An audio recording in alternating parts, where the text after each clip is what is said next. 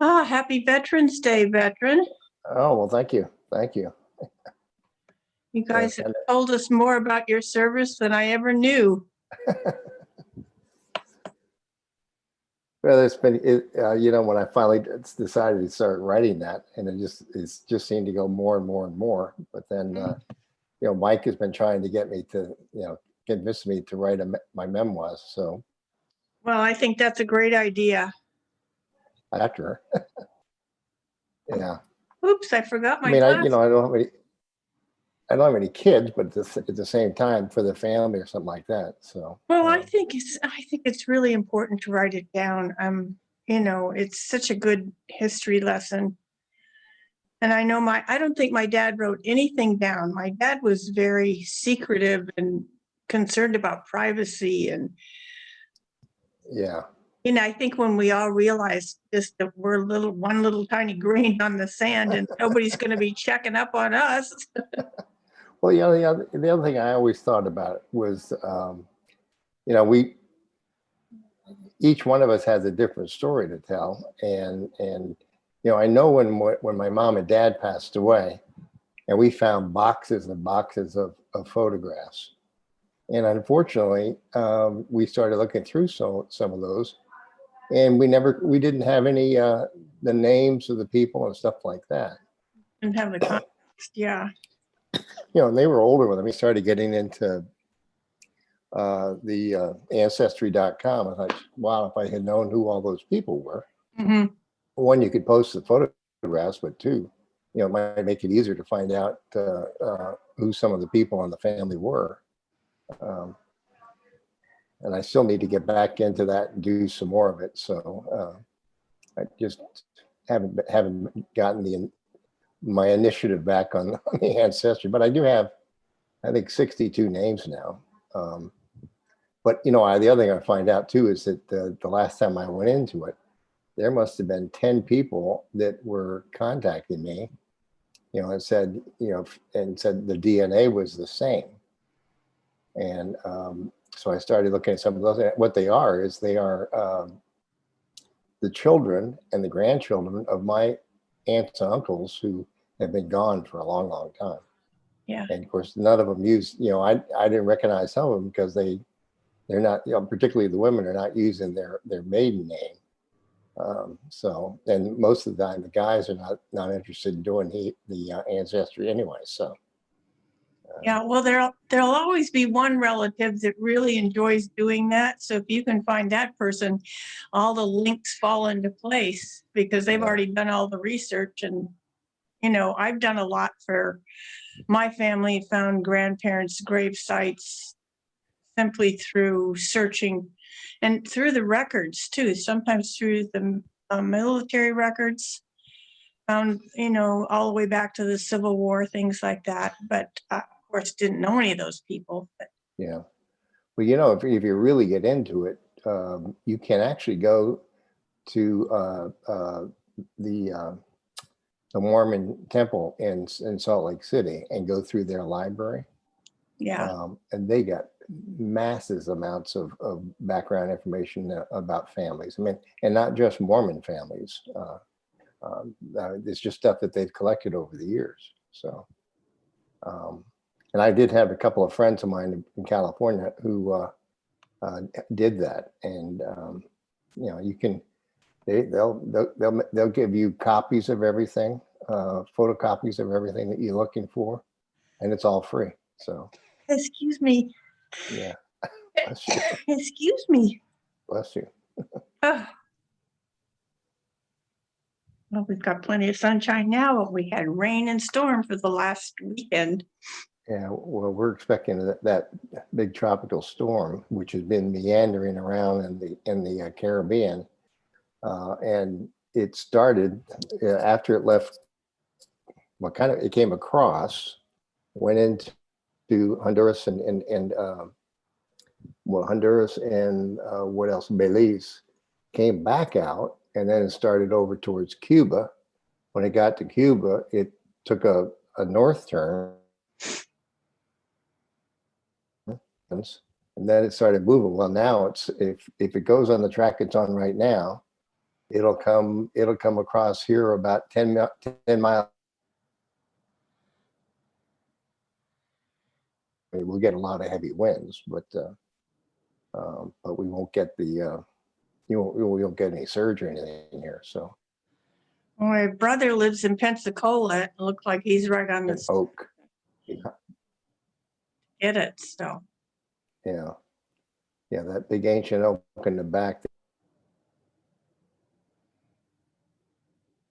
Let's go to the other side of the house and sleep on the other side of the house because there's, and if it came down, I mean, it would just crush this house. It's so, they're all protected. You can't do anything to them. You can't cut them. I mean, if you want to trim them or cut them back, you have to have permission from the county to do it. wow. And you're only allowed to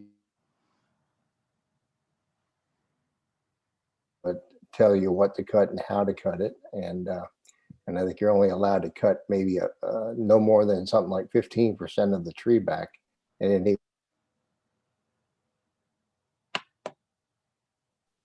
yeah, I know when Robert first built his home over in Daytona, I got there and his house was surrounded by these ancient oaks, but they're the type that goes straight up and then all of the leaf and everything at the very top. And I said, aren't you afraid about, this and hurricane? He said, well, they've been here for 75 years. Why should I worry about it? Well, we're 3 weeks after he bought the house. I'm over here on vacation and staying with him.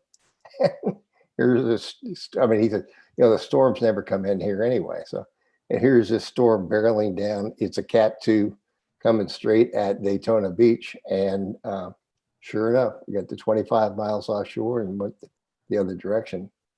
But then when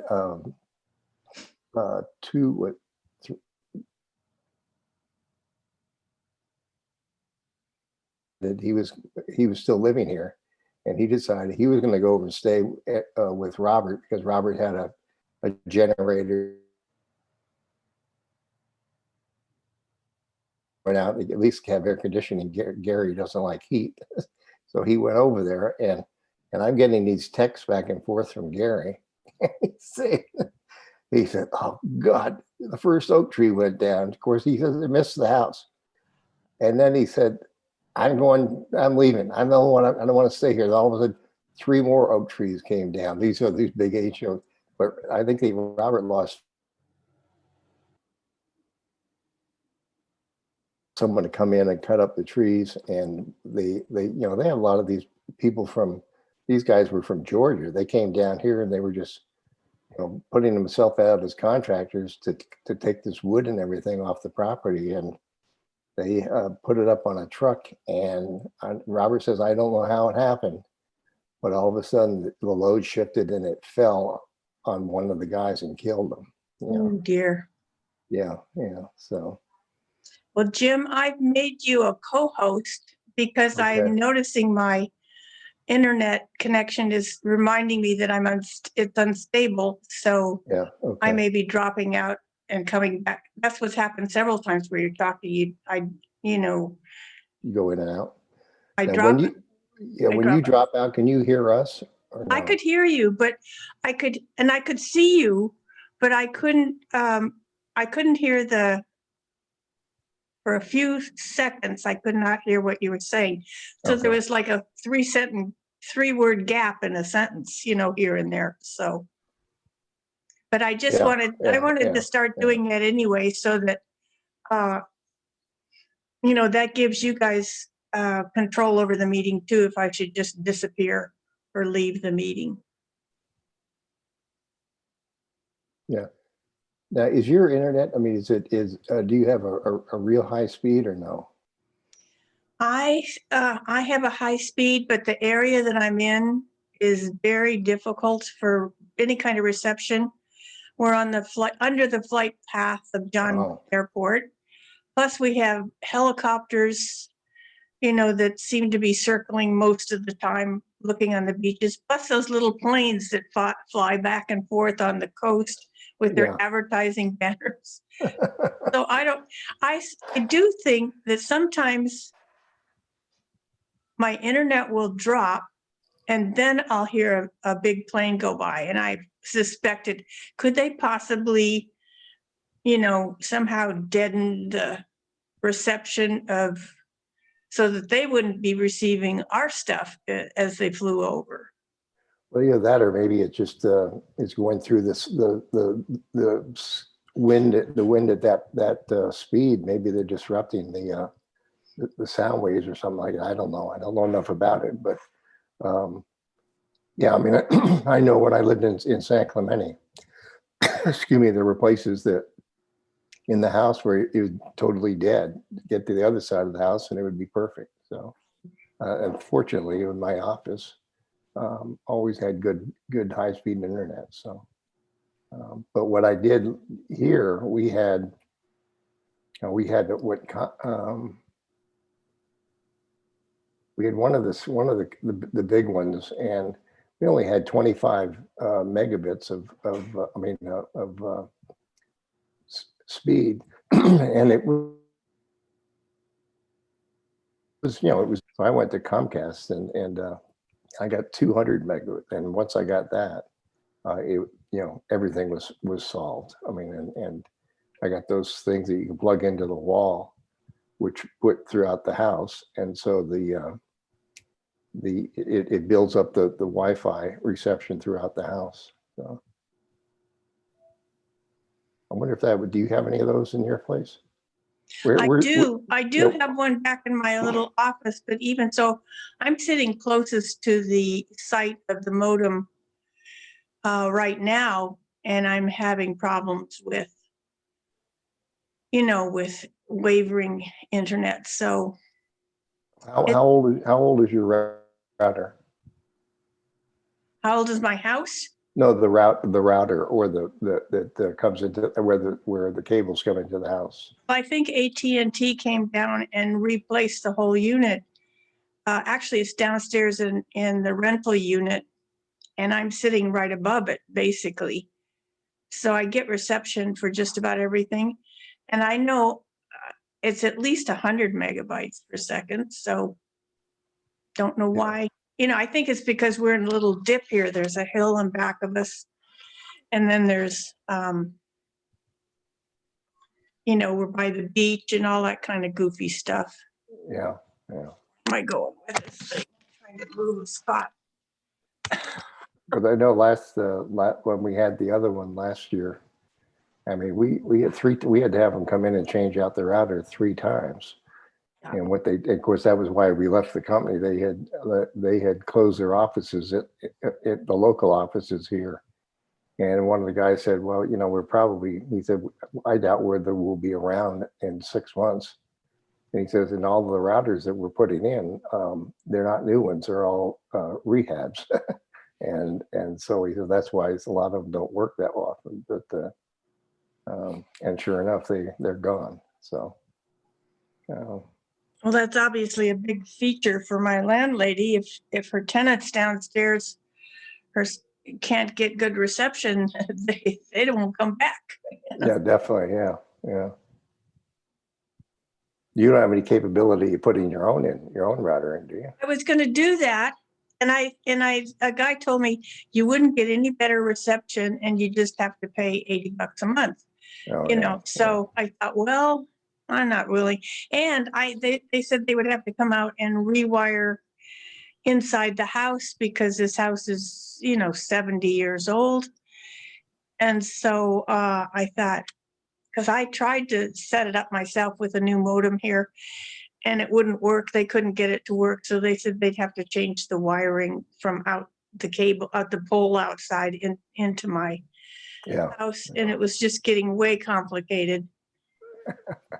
I said, okay, I'm just happy to be online at all. So I'll settle for this. I wonder if I should start inviting people. Like, I think I can do that. Oops. You don't have anybody sitting in the waiting room or anything, do you? No, because I get a nice little blue button that shows up. I can take somebody out.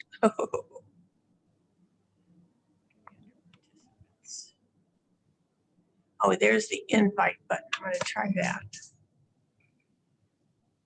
I'm just going to type, because Andy was going to have,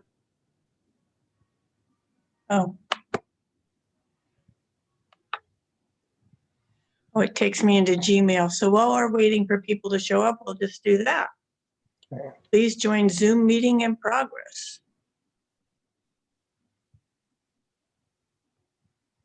Okay.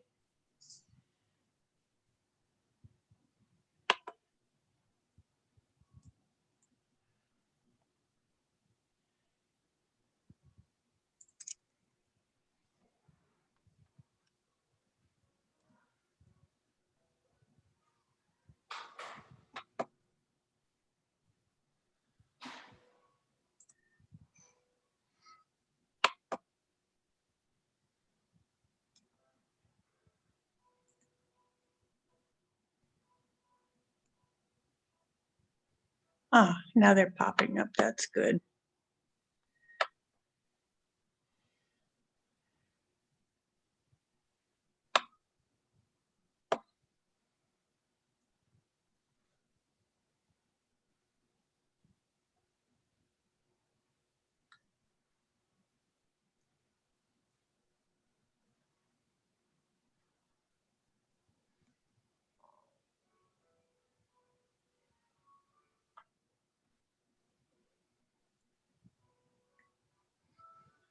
Well, guess I can send you number one too.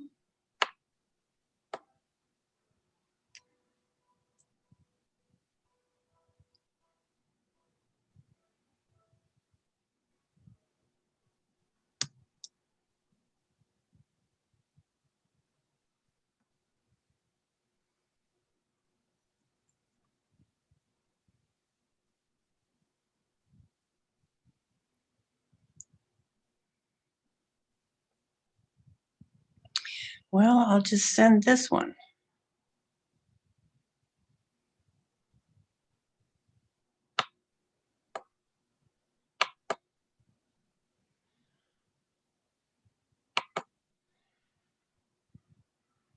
Well, I invited a bunch of more people.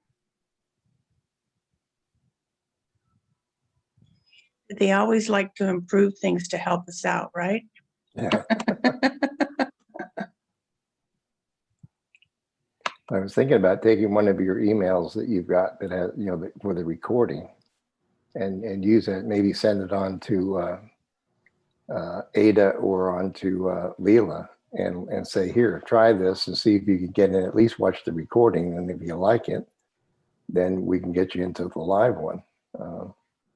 Leela says, and I've talked to her a couple of times, she thought, I'm just not very good at technology. And I said, well, I mean, you should be able to get into it just by. She said she didn't even do her email, that her husband did that for her. So yeah. I thought, oh my gosh. Yeah. All you have to do is one click. But I guess once you get your mindset that it's not going to work, then you're pretty sure it's not going to work. Yeah, I'm always surprised at the number of people that you'll see their email address will be for both of them. Yes. How do two people use the same email address? I mean, that's. Well, you just, I think you just ask your wife to be your secretary. I mean, when I worked in the big pharmaceutical company, a little bit just as email became real important as a communication tool, a lot of my bosses didn't want to do it. So yeah. I would print out their emails so they could read them. And I thought, this is ridiculous. But, until they transitioned over, that's what we had to do. Yeah. I think that's still happening in Congress is, the assistants and the staff is printing out the emails and handing them to the senators that just don't want to be bothered. Well, and I do remember. Go ahead. Written records are important. So if you have the piece of paper, often you feel more secure with it. Yeah. Well, the other thing I used to do was take the when I was in banking, you know, before I left the Security Pacific Bank, and that was in 1994, I think it was. And you know, that was before emails. Emails, I guess, was just starting to come out back in those days. And but I had two different computers on my on my credenza, which I never used. I mean, I was a senior vice president. I had two secretaries, and so when I left, I went to work for this other company, and it was outside of the industry. And so it was actually it was EDS down in Dallas.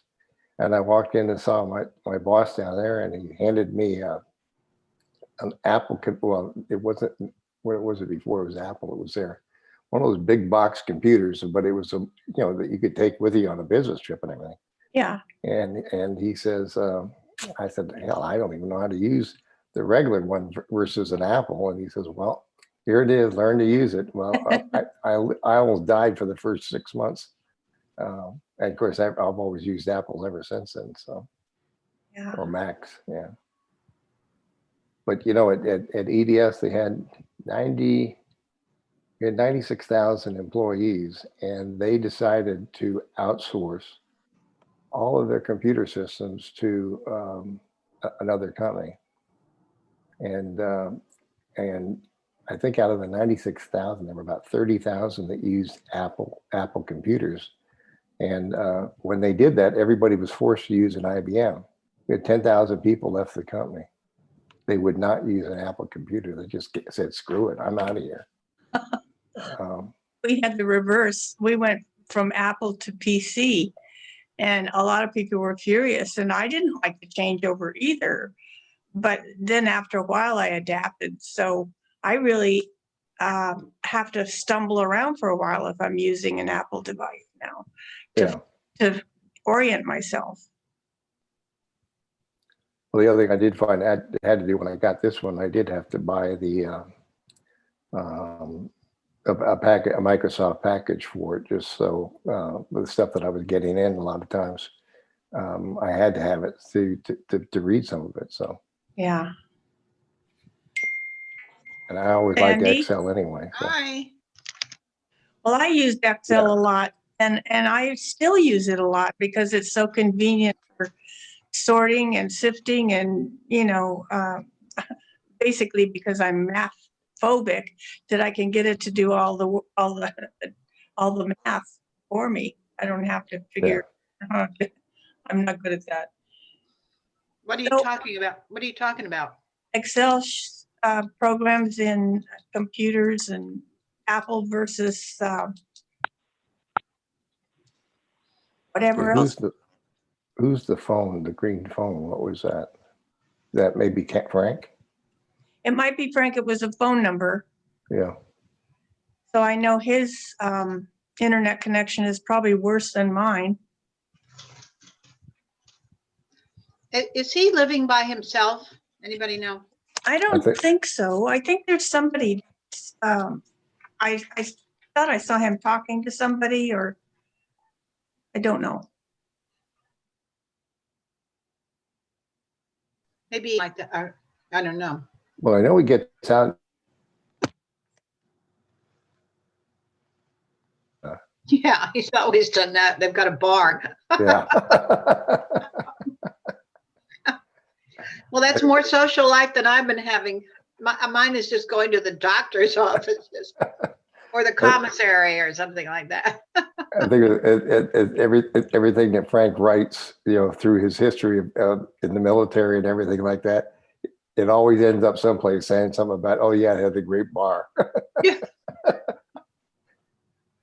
We've been having fun reminiscing about UVA, and I don't know if you've seen those. Yeah, yeah. UVA was quite different from University of Tennessee, because the men, I mean, the whole undergraduate, that's what they were. I mean, there were no women except for the nursing school and a couple of majors. But they all wore coats and ties to class back then, and he was just bemoaning that they don't do that anymore. And it was quite the opposite at UT. Of Well, course, are you bemoaning that we're not wearing dresses anymore to school? Remember, no, we always, there we just always had weren't to any wear women. dresses. There weren't any women unless you were in graduate school or nursing school, and I never saw any of the nurses.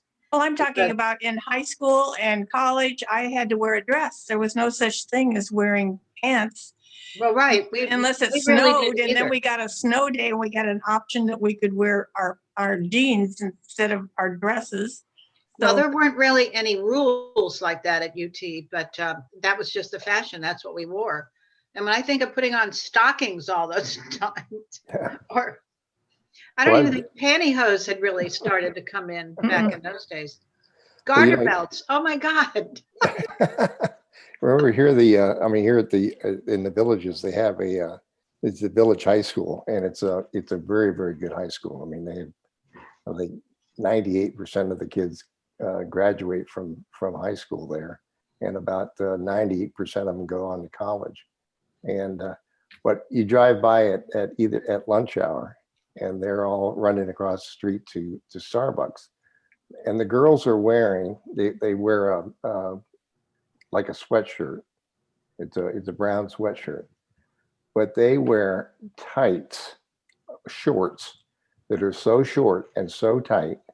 You wonder how they even allow them to come into school like that. But they'll all be wearing the same tight Or if they're wearing jeans, they're basically rags.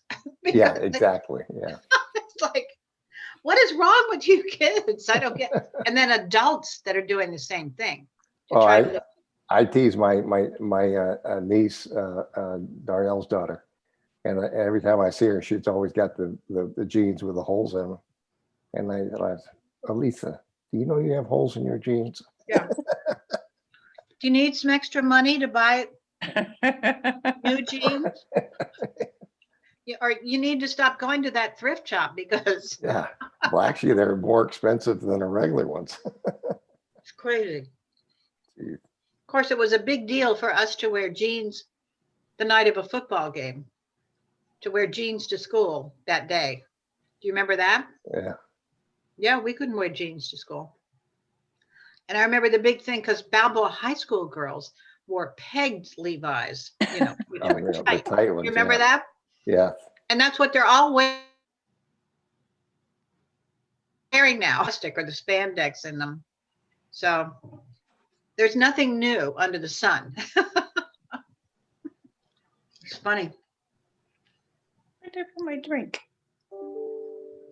Excuse me. So Ed is out sucking up leaves. And we're supposed to really get rain here today. So he's Yeah, trying to do that. Yeah, we're getting parts of that hurricane coming through here tomorrow. So Tomorrow? yeah. I thought did you already get some of it? No, we got some of the yesterday we got the bands of rain yesterday, and we're getting them today. I mean, there's a 100% chance of rain today, and it rained pretty much most of the night. But tomorrow's when it actually gets. Coming back. Yeah, well, see, it's kind of moving back and forth. Yesterday, Crazy. yeah, it looked like it was going towards either New Orleans or Tallahassee. Now if it comes across where I saw it this morning, it comes across about 10 miles from here. So, I have never seen one behave as crazily. this it one has has. gone all over the place. And you've seen, I assume you've seen the pictures coming from Panama, up Yeah, in Chiriquí province and all there. Yeah. That's very unusual for a hurricane to hit in that area. Yeah. But they don't, I mean, they do, but it's been a long time since I've seen a direct hit, particularly that was a Cat 3. That was a pretty. Well, it was mainly going through Nicaragua and Honduras, I think. So what Panama got was like probably the outer edges of that main one. Yeah. But I don't remember anything ever hitting us in the Canal area. No. I don't know. I remember feeling earthquakes periodically. Yeah. But nothing like that.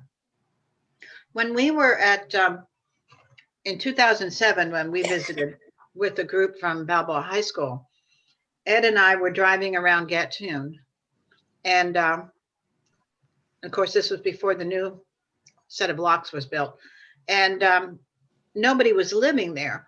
But we went down to the end of the street that had the new houses, like where you live, Jim. There was Yeah. just one street in Gatun with that. And we got down to the end of the street, and I was out taking a picture of a house because a friend of mine had lived there. Don't know who that is. And there was somebody living in the house Okay, next door. Michael, Who is? talk to them. I think they can hear you. Oh, this is Yeah, this is Mike. Mike Rudge This coming is in. Michael trying to get in. Yeah, I got you on audio, but I don't have video, so yeah. we'll continue that way. Well, anyway, I'm talking about, so anyway, they were unloading stuff in their house, and I started talking to the woman, and she didn't really speak English. And I thought, this is odd that there's one family living here. Well, then the fellow came out, and he spoke English, and turns out he was head of the locks, and he was given a home in Gatun, and the family lived over in Panama City. So anyway, he told us to come to the locks the next day. And that's when which we did. And we were staying at the, the hotel in Gulick and the Melia. And anyway, we got a tour of the control tower and all of that. And we both got to open a lock, and it was just fabulous. But one of the things he gave us a wonderful book, but he gave us a little round plaque, and in Spanish saying, this is a sample of the test of the concrete in Gatun locks, which they do every 10 years or something like that, to see how it's holding up. And it was like a tube, like you see in Antarctica and all, when they run a tube down into the permafrost or whatever, and then they cut off slices. Yeah. So this was a slice of the concrete, and with the plaque and enclosed in plastic. And he said, and then I read it somewhere else, I'm sure, that this was the first concrete structure that the United States had used to build something that massive. And so they basically overdid it just to make sure it was going to stay put through, earthquakes and that kind of thing. And it was very fascinating because there it stands still. And I think a lot of it had to do with the sand that they used. Well, sand, but there was also gravel, and there was a particular type of gravel that they actually imported. Well, I thought it was the sand that was imported, Yeah. and it had to do with the structure of, the microscopic structure of the crystal. And from what I recall, Yeah. So, and that was one of the big problems with this new set of locks. Remember the leakage that they were having, Yeah. that we were seeing?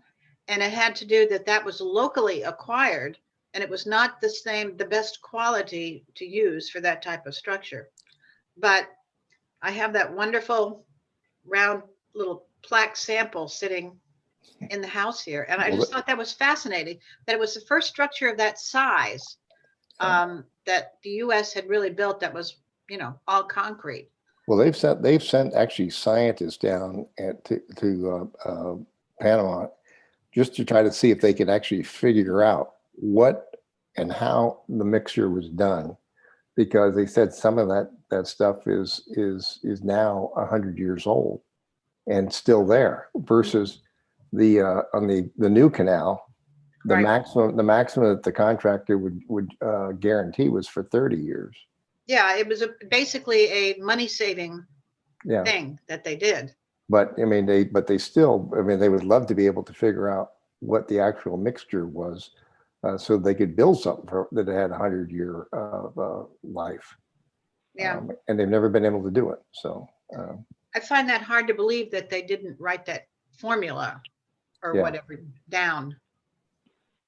Crazy. Anyway, maybe they put crushed banana leaves in it or something.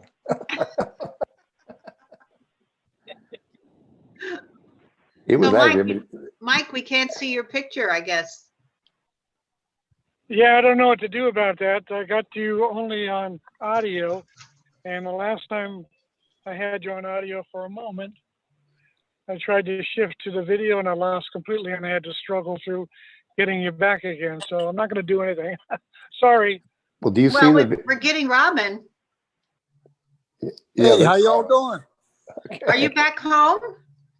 I got back Sunday night. Oh, great. Yeah, I tried to join twice from Pinehurst, but I couldn't. I don't know why. But anyway, were we on Google then or something? No, No. It's always been Zoom. Yeah. Yeah. Well, I don't know. It was Well, a great.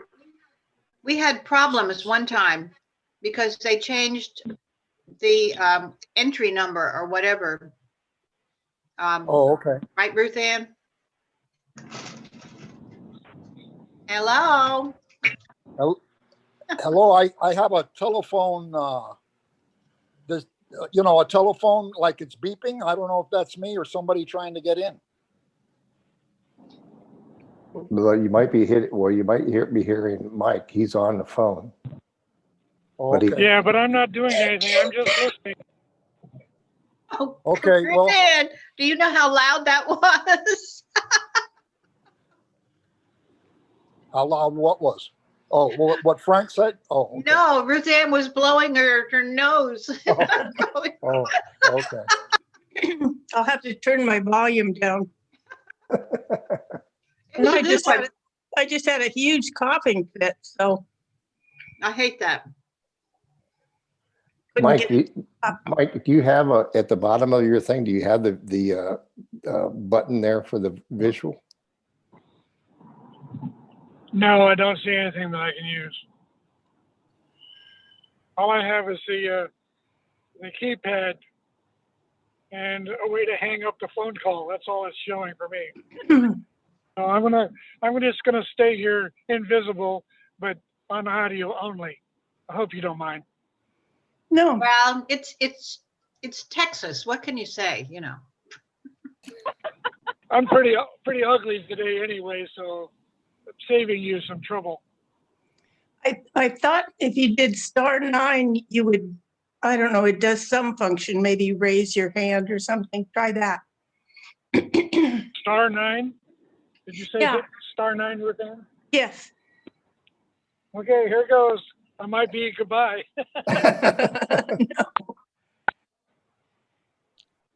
Nope, it raised your hand. That's all it did.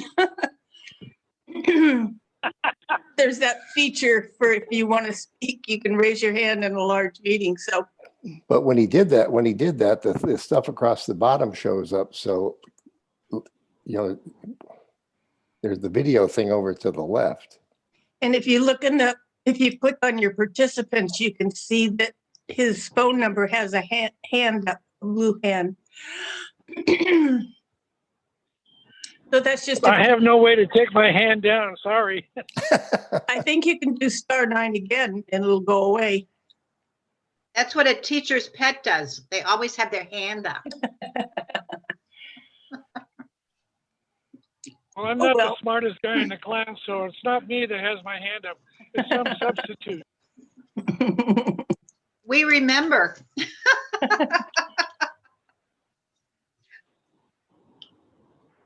I don't know if I was Well, ever did you in a- guys get any education out of the words problem that I proposed and exposed to my emails about Guineo and things of that sort? Were y'all Yeah. aware of any of those things? Yeah, I remember that Guinea.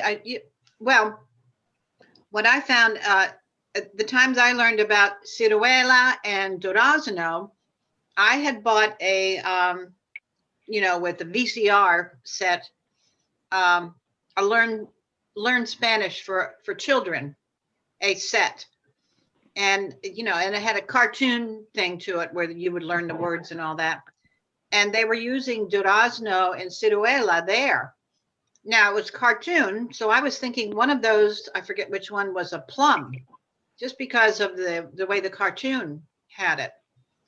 So I learned those so that was fruit I never heard of, and I guess I looked it up somewhere. But still, melocotón will always be peach to me, and guineo for. I remember being taught the guineo for bananas, and thought that's weird because it's almost universal banana. Everybody knows what you're talking about. But the link up with Guinea in Africa, I've always thought was interesting. But also just the word Guinea, where the heck did that come from? Because it's used, isn't there in South America a Guinea? Yeah. Yes, New Guinea, I think. So I'm maybe I can just look up right now the etymology of Guinea. How do you spell it? Guinea, I think. Guinea. Yeah.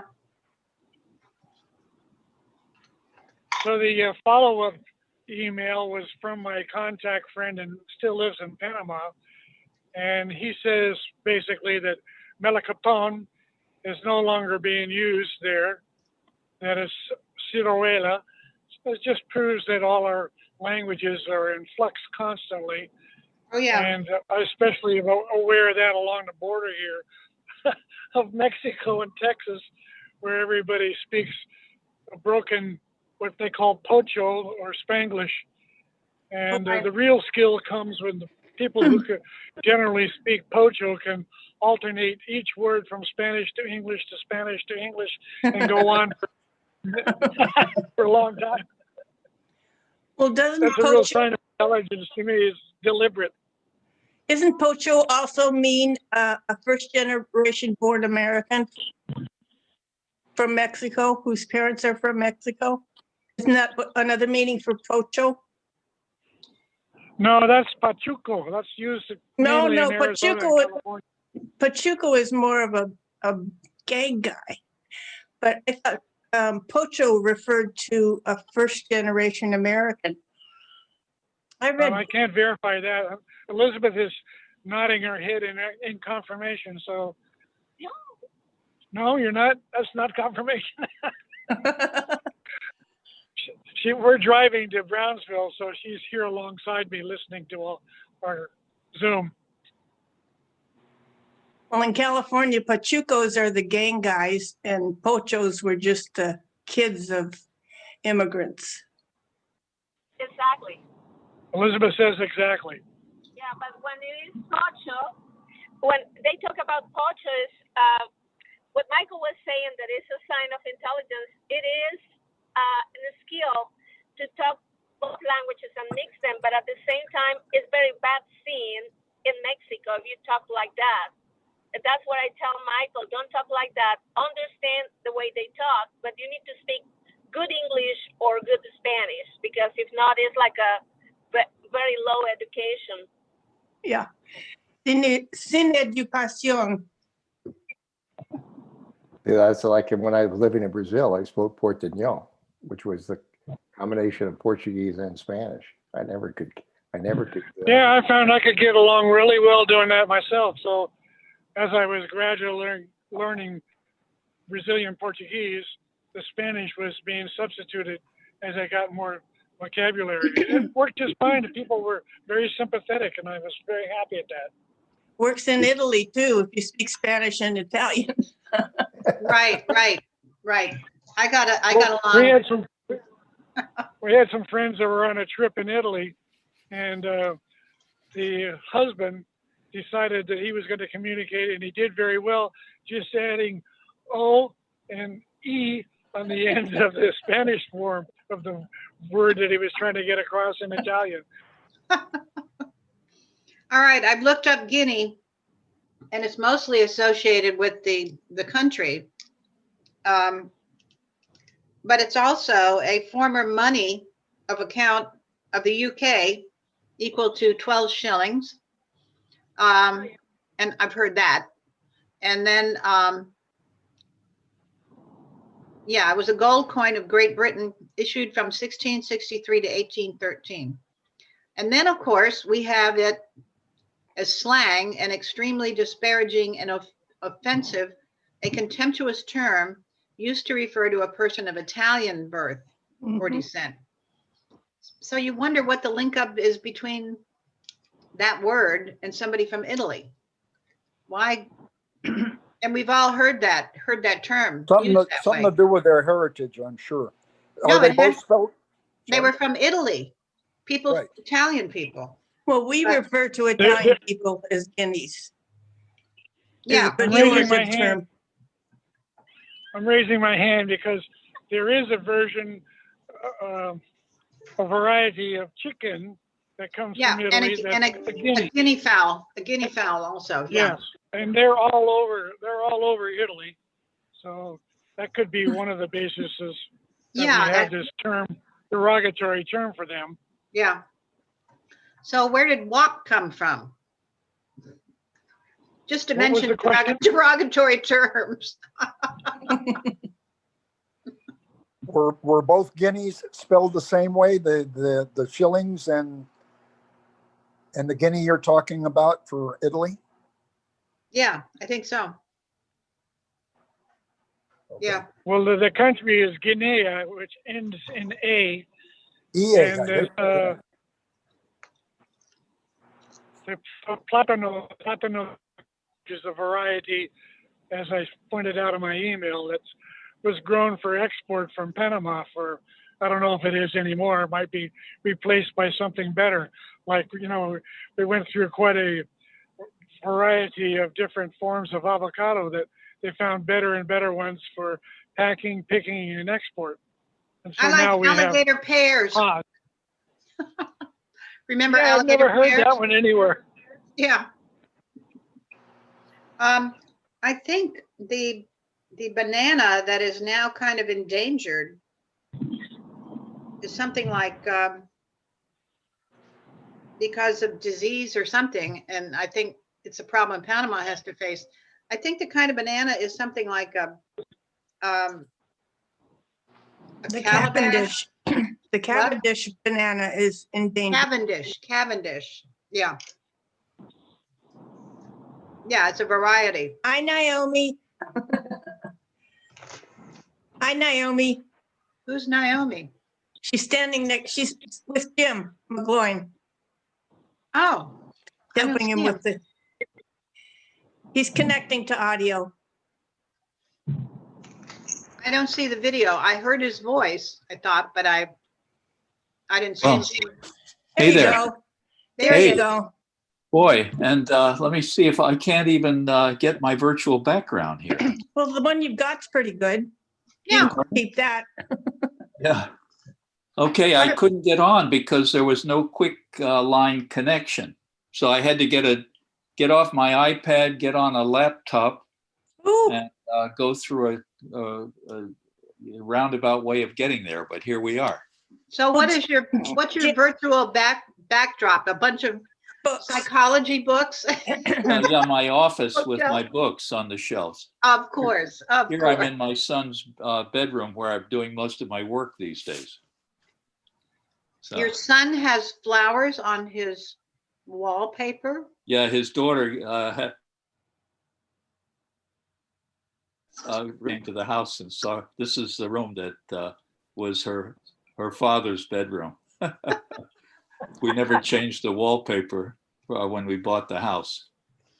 Oh, speaking of sons, and my grandson's been accepted to Virginia Tech. All right. Congratulations. We're very happy about that. So he's putting that in his back pocket because he really wants to come here to William and Mary. So Oh, he's applied to William and Mary as early acceptance, and he Uh-huh. finds out about that next month. great. But he doesn't have to confirm acceptance to Virginia Tech until like May or something like that. So he's into Virginia Tech, and we're sweating it because he's from Northern Virginia, and they have that is really where your best students in the whole state are as a whole. Uh-huh. And you can understand why for that. Yeah, it But- makes it hard to get in there then. And It's not- I well, did not notice just a there. while back at Virginia Tech was you buying, getting hotel rooms because they couldn't handle all the students that came. Oh, well, they've done in the that here. dorms and things. William and Mary has done that too.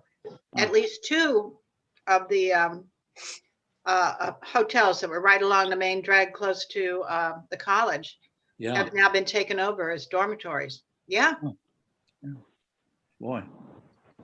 right. Well, And that's good news. My granddaughter describes the Michigan student body as a highly selected group of Ivy League rejects. So, well, UVA and William and Mary are considered state Ivies. I don't know Uh-huh. whether Tech is or not, but anyway, there's certainly more in the family. Years ago, when we were taking some Price Waterhouse, we were getting a bunch of training out at UCLA. UCLA found that, because for so many years, a lot of students lived in apartment buildings and things like that off campus. And what they found out all of a sudden, that all the kids decided they wanted to move back into dorms. And the reason was dorms at UCLA were all fitted with T1 lines coming into the rooms. And so for that high-speed internet, they needed it because of the way they were studying today, that they use their computers and they need a high-speed internet to do this stuff. And so they said a lot of schools are finding that they have either that or they get a hotel and then they put T1 lines into the hotel. yeah, well, that makes sense. I've just noticed, Jim, all your commendation things in that one big frame behind you. Yeah, in the back. Yeah, Ed has never framed those and hung them up. We have our degrees on the wall, and he has his CPA exam that he passed, and for the state of Virginia. But then we have a picture up, a copy of what's hanging in the Transportation Corps Museum, which is down at Fort Eustis. And it's a painting of the port of Pusan and how many, during the war, how many tons, I think they were celebrating maybe the millionth ton that had come in through that port. It was all break bulk back in those days. And he commanded that port when we were in Korea. So anyway. That's where I went over to Jeju-do and back in Busan. From Busan, yeah. Jeju-do is an island off the southern coast of Korea. Yeah. And I think Jeju Island is what it actually is saying. Yeah, Do is island. Yeah. But I think the Do part refers to a province. So it's its own separate province there. And I think they have a lot of prehistoric stone heads or something around there too. I was watching the divers. It's interesting. The women are the breadwinners on that island, and they're the dominant ones. And they always tell you, watch out for those women on Jeju, because they're very aggressive and so on. And they speak a dialect that is not intelligible to the people on the main peninsula. Yeah, I'm not surprised about that. But and the women dive, with they don't cover their breasts, and they dive down deep and get stuff, and we're sitting there watching all of the show. It was quite good. what was I going to say? Damn, I forget. Well, where did you live when you were, and Ed was in charge of the Army port there in Busan? It was a 2-year assignment, so I got to go. We lived with the whole family. We were there for 2 years. Did you live right in the port? No. There was it was pretty interesting. And it was amazing how much I didn't know about the history of Korea and their occupation by the Japanese and all of that. We lived on a compound that had been, during the occupation, a racetrack. The name of it was Hialeah Compound. That's what the Americans named it when they took it over. And it was basically and it was walled. And we had the Katusa guards. Katusa meant Korean augment going onto the gate because, of course, because of their language skills. They may have had an American MP with them as well. But basically, it was a big circle with some extension off of that. And it had, and the officers club was the, what would you call it? Where you would go to place your bets with the restaurant and all that kind of thing. So it was pretty interesting just learning that history of it. And Ed would have a car come pick him up every day. Not at our house, that was not allowed. And he was a lieutenant colonel at the time. So this was like a battalion level command. After that, you go to a brigade level command. Anyway, he had to walk just not even a block down to the activity center or community building, and the driver would pick him up there. And they didn't want him driving because if there was ever an accident, it would be the driver's problem and not the officer's problem, I guess. So anyway, that was very interesting. And then of course there was a compound around, walls around the port also. But he had all Korean civilians working for him as the laborers down there. And it was very interesting one time when they went on strike. But they were very hardworking people. There were a lot of Korean nationals working there. So Andy, what years were you there? We were there 78 to 80. So wow, 78 to 80. Wow. And the port has now been moved somewhere else, and they don't really have it there. Because Korea has come so far just in those days. Yeah. The city of Busan had over 1 million people at that time. And by the way, the phoneme for Busan is sort of a cross between a P and a B. Right. So very often you see it spelled with a B. Yeah. Yeah, they used to just spell it with a P when we were there. Yeah. I was there 65 to 67. And I went back in 70, 3 years later, and I couldn't believe it. No, I know. And they now have a subway, which they didn't have when we were there. Yeah. And right up the coast, Bechtel people had a nuclear power plant. In fact, most of Korea's power was nuclear. And those people would come down. We had like a women's club, and they were in that, associated with that.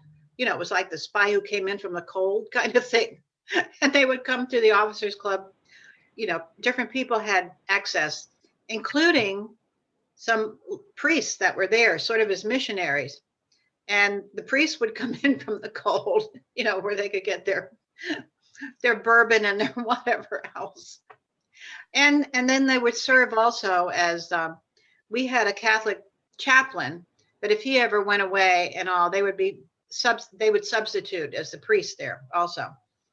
We had a little Catholic chapel, and there was a larger Protestant chapel. And anyway, it was a lovely little community. We had a swimming pool. We had a theater that was the biggest Quonset hut I'd ever seen in my life. And anyway, it was good. We had a good time there. You remind me that I was living on the Osan Air Force Base up in Osan, and in a bachelor officers quarters, BOQ, and is that on which side of the peninsula is that? That's on the west side. Okay. Near, you know where Suwon is, where the first contact happened between the Americans and the North Vietnamese. That was just north of us. You mean the North Koreans? The North Koreans, when they came down, and then we had to send our first troops into South Korea at the beginning of the war in 1950. Right. And the first clash was just northeast of us, near Suwon. Okay. And we were we were at the Osan Air Force Base, and that's south of Seoul. Yeah, I know that's south of Seoul. Seoul is almost at the 42nd parallel, or Yeah. 47th, whatever it is. Yeah. Yeah. I don't know if you've ever noticed, or anybody else, if you look at a map of Korea, and I'm including North Korea, it looks like a giant rabbit. Yeah, that's true. Pull out a map and take a look, folks. The ears go up on the East Coast and they come down, and they've even got his little paws. Yeah, right. And there's even a little bunny tail over on the right. It's hilarious. True. But I was going Do to you say remember, that Andre? living in Osan at the BOQ, the American Peace Corps workers who hardly got showers, and they were, Oh my God, yeah. they would come and spend the weekend at our BOQ where they could get a hot shower and get a good meal at the officers club and so on. So I was always hosting Peace Corps volunteers. That's funny. We also had, like if they were Protestant ministers' families living in that area, and they had children, they also came to our schools. I imagine they paid some tuition to come to our schools. But one of those ministries, it was an orphanage, all girls, of course, because boys you kept in the family somehow, unless they were really mixed race. But the girls were taught a skill at this school or orphanage, and one of those skills was sewing, and they had sewing machines that did all these fancy stitches. And there was a little right next to our PX, there was a little building that was called Freddy's for some reason, and had a little frog as the emblem. And they would sell their products there to us, like placemats and tablecloths and a whole bunch of different things. And if you had a plate, a certain pattern for your china, you could take it over and they would make placemats for you that matched your china. I still have some of those. It was really, there was a real integration of Americans over there. So anyway, how did we get on? Is Mike honking his horn and whistling?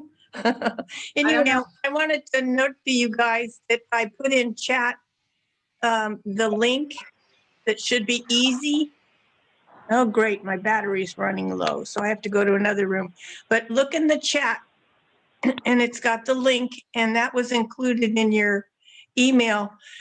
If the CHS gathering is blue colored, that's a link, and it should take you right there. So, and Robin, tell me more about your trip to the United States. I think I was sneezing or coughing in the other room when that happened. Actually, I was looking for myself a while ago, and I just found it again. I could see you and Andy and Jim Will. I can't see Jim McGloin, and maybe Mike and Elizabeth, assuming they're still there. Anyway, the trip was really good. It went from here to Orlando, and then over to Claremont, about 30 miles west of Orlando, where they had this Mission Inn golf resort, and the tournament was for Timmy Corrigan mainly, even though they have an annual Kenny Morris tournament. And it went off very well. A guy named Ed Bates ran it with great assistance from Betty Ledoux. You all know Betty Ledoux, of course. Anyway, it was a nice hotel, and I don't think I played much worse since maybe I was 12 or 13 years old. Hey, you were playing. You were playing, though. I was playing, and I was just flat. There was no F part of my game. Everything was like a D minus. It just everything, driving, approaches, chipping, putting, nothing there. But anyway, I should mention that Robert Will, Jim's brother, really ripped it up in the A flight, and he took the lead out of the gate, and he improved every day, sort of strengthening his lead in the Belmont Stakes. But anyway, Robert played very well, and Dave Bishop also played very well. I don't know if you all know Dave. He was Pacific Side, maybe born and raised in the States, came down here when he was maybe 14, something like that. But anyway, he married Diana Duncan. I don't know if you all know any of the Duncans. Anyway, but it was good. And then from there, I went up to Pinehurst for about 9 days, I guess. And I took a side trip to Vegas. Heard about that. Yeah. I told you all I went out there last year to see the Eagles with my Montreat friends. Right. Did I tell you? Yeah. Anyway, I invested in a ticket out there with the 49ers to win the conference and the Super Bowl. And they did win the conference and lost the Super Bowl. Anyway, I came back to Panama from that 1 week there, and I've had the ticket ever since. I did mean to fly up to the States in March until all this stuff started to get worse and worse. So I never made it until now. So the flight that I had already booked to go to Vegas in March, I used that ticket with not much of a penalty. So and that was from Raleigh, Durham. So I converted that ticket and lost a little of it before I left there. Came back to Pinehurst and then came back down here on Sunday. And I'm leaving again on a week from Friday up to Pinehurst for Thanksgiving, and going to stay through through December until January, because Mary and Carol and Bert, Carol and Bert normally take Mary up to Pinehurst, and we all get together. Probably been about 14 straight years, and my brother Pete, and we have they come like 3 days after Christmas and leave like the 4th or 5th of January. So they're not coming this year. So I'm going to instead of coming back to Panama after Thanksgiving, I'll go on down and visit Michael and Sean, who are taking care of Mary in Tampa, and then I will either train or fly up to Tallahassee to spend some time with Carol and Bert before going back to Pinehurst. And this is all before Christmas. And then Wow. And I'll stay in Pinehurst. I've got a few things going on there, and then come back to Panama around the 10th of January, I think. So it'll be like 50 days, but I've got all that time for me. As you know, I'm limited to 120 days a year. So I had 8 in January, which was the carryover from 2019. And then I used 22 for this last trip that I took, and another 50. That gives me 83. So I'm below 120 days for this year. And I'll use this year for a lot because it's a 3-year rolling average that you cannot average over 120 days a year unless you want to pay taxes for that year, for the ending year. So as I may have said, I don't evade, I avoid taxes. Yeah. So anyway, and that's it. But had a good time. I'm really feeling good. Down to 2 mg a day of prednisone for the. There's no pain. I'd like to finish it off, but I'd rather go on the 1 prednisone less every month until I finish in December. So I go down to 1 in 5 days, and then mid-December I'll knock off the last one, and I should be fine. So just got to work on my game is all. But anyway, it was a good trip. Saw a lot of people, and at the tournament in near Orlando, Claremont, and I'm sure you would have known some of those people too. Well, you know Robert, right? Robert Will. Yeah. And Wendy Sasso, John Cronin. Oh, John Cronin didn't make it. these, and Yeah, this John. year, I beg, Because of the virus. right, Yeah. and we're supposed to get together in every January, right? So it's not going to happen this year. It'll be probably in April if things clear up a bit, and I don't blame John, but Delta is the only one in economy that spaces their people out, and so you'll never sit next to a person on either side of you. I'm in the front cabin, and those seats are, I think the front cabin has got about 2 rows of 4.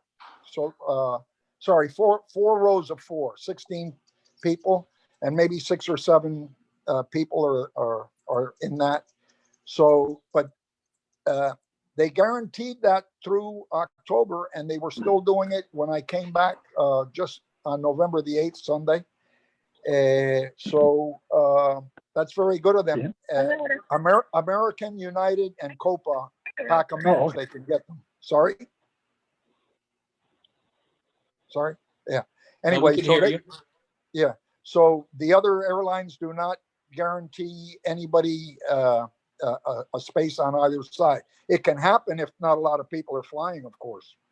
And the planes are basically empty. Delta had some sign on the back of the seat that said the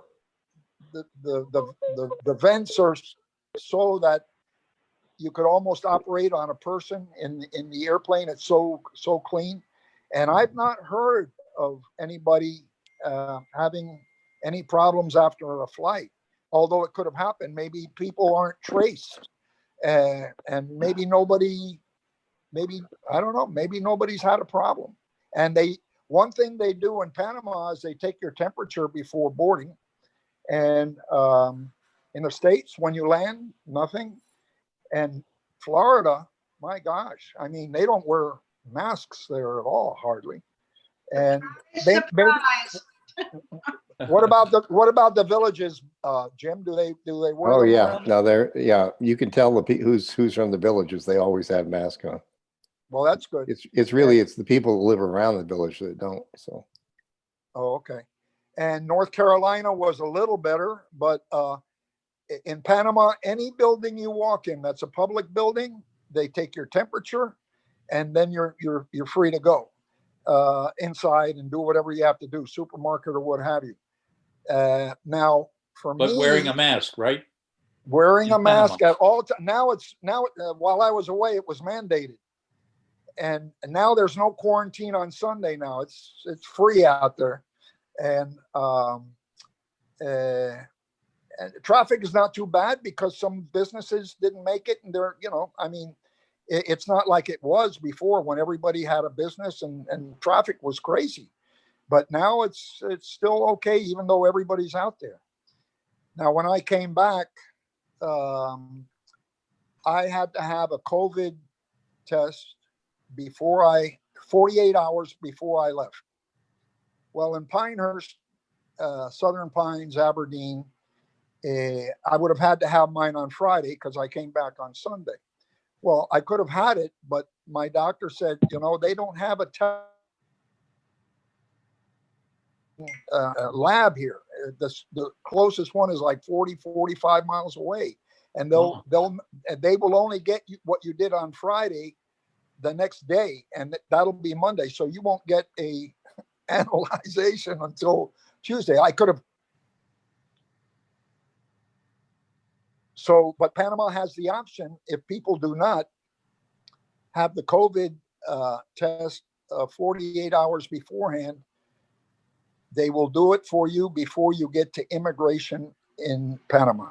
So you walk out off the plane and you go to a line, and then you pay your money, $50. They'll take a test with you sort of leaning toward a little porthole, and then they do the test, and then you go outside and you wait for the analyses. Well, people behind me, they had to wait. They don't give you the analyses until they have like 40 tests, and then they come out. So I had to wait like 45 minutes for my analyses, even though it could have been the third or fourth one done. But anyway, they only do one nostril. In the States, I had another one done on the Wednesday before I left, 4 days before. And I didn't know what the procedure was going to be going from Fayetteville to Atlanta to catch my flight to Panama. So I wanted to show them good faith. Look, I know this is not within a 48-hour, but I did have it 2 days before, 96 hours beforehand. I never had to show that to anybody. And that was about $120. But although I did get those results on Friday, before 2 days before my flight. So anyway, so all is good. And it's good that you're really living the life in spite of the pandemic. Amazing, getting around like you are. Yes, indeed. Well, I don't mind flying. I'm understanding that the air in a plane is safer than it is out there. Yeah, I just read that. As long as the people aboard are okay. Now, when I had to board in Fayetteville and in Atlanta, nobody takes your temperature or anything like that to keep you from going on. You may not have COVID, but still, I mean, it's good to know that somebody sitting not far from you has been tested for a temperature. But anyway, it is what it is. So I've dodged a few bullets, I guess, so far, and I have to dodge a few more at Christmas. That's good. I'm moving around. I did read that a Harvard study recently on airplanes, which backs up what you're saying, that the airplanes are pretty safe. Actually, it's the airports that can be dangerous. Yeah. Yes, and I took a photo of what I was reading, and I sent it to my brother-in-law Tom, George Downing, and I sent it to John Cronin, hoping that he would fly soon, but he's not going to do that. But anyway, I mean, you know what? We've all worked somewhat to get where we are, and we're all fine. And I just wish that parts of the USA were like it is here in Panama, even though things are spiking up again here. Anyway,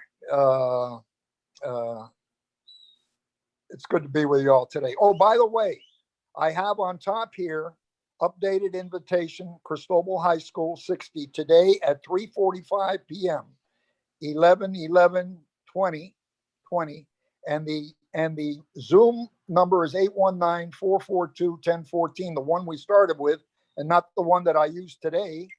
When I got your email, Ruth Ann, is when I knew that y'all were starting. I thought y'all were starting at 3:45, so that's why I was late coming in. I was out doing a few things, and anyway, so that is on my thing. So I don't know why they say today at 3:45 p.m.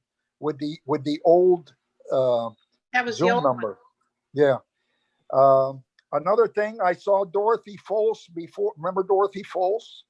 Yeah, Folsey was the way yeah. Was the Anyway, way she's here in Panama. She lives in Albrook. And I ran into her about 6 years ago too. And anyway, she recognized me. I didn't recognize her.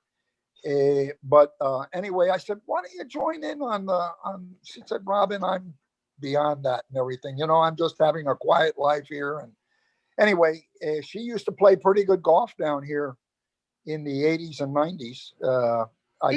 she had a brother, didn't she? As I recall. Yeah, I think you're right. I think you're right. I don't, younger, right? Or older?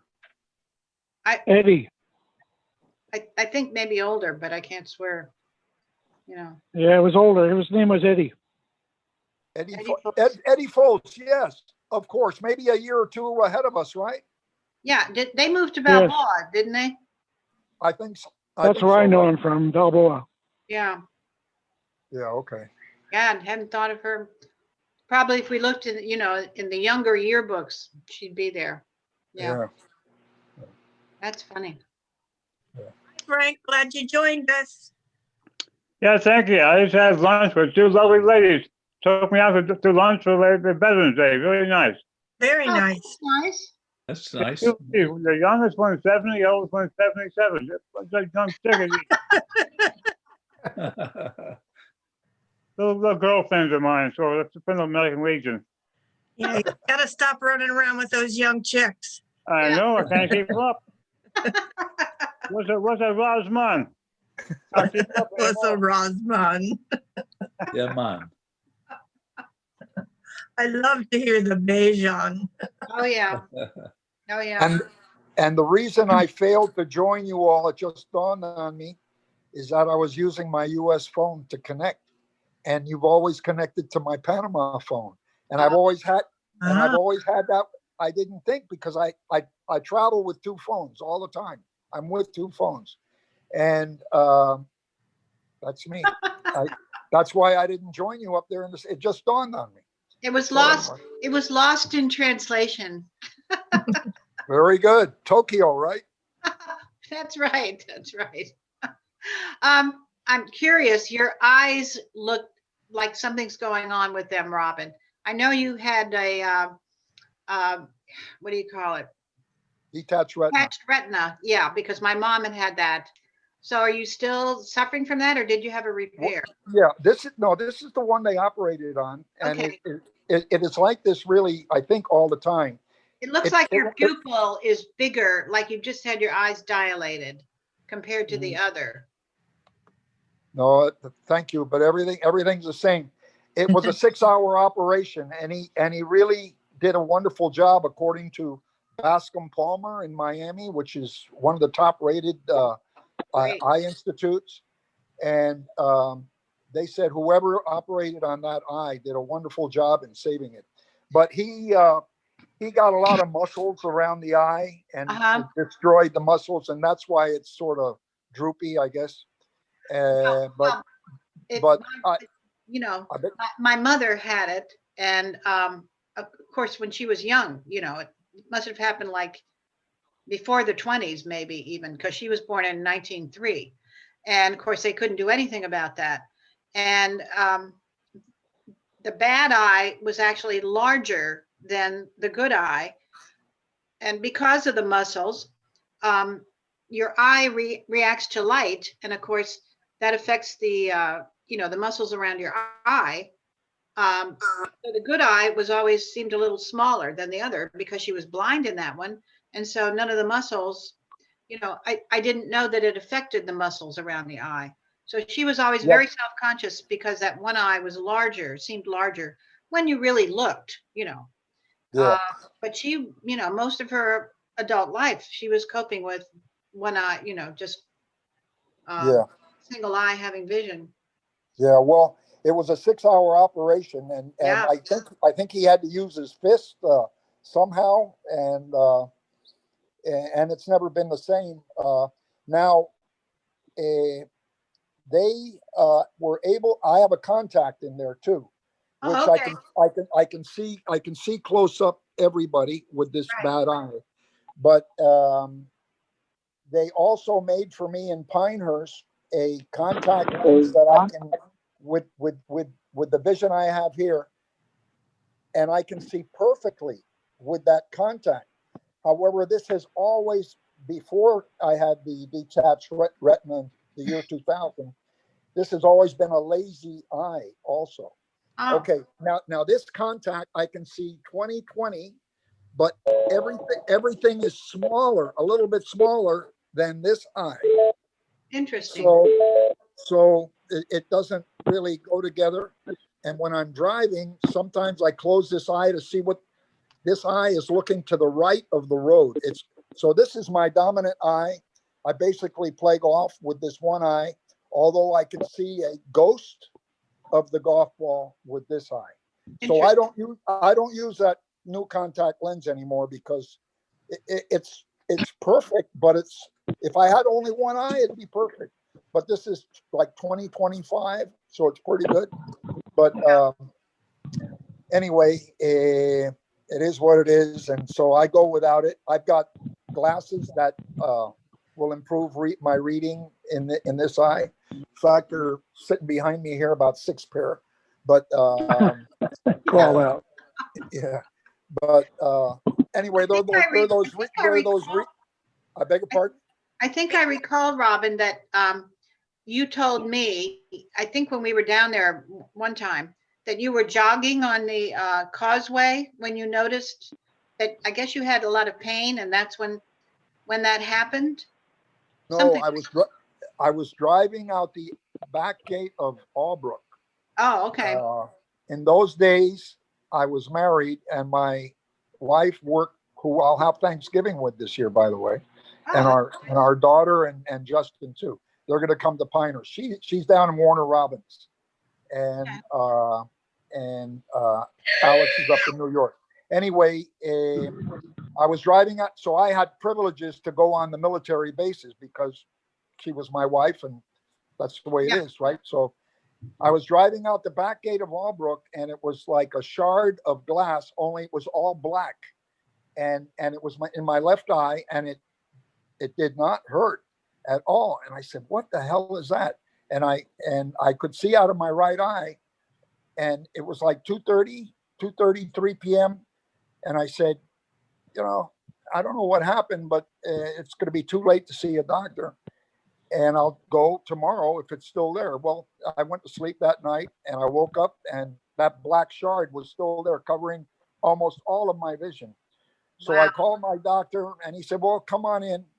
And then he said, "Robin, you've got to do something right away on this." I said, "Really?" He said, "I've got to line somebody up for you." And he did. And he was a Cuban-American guy out of Gorgas Hospital.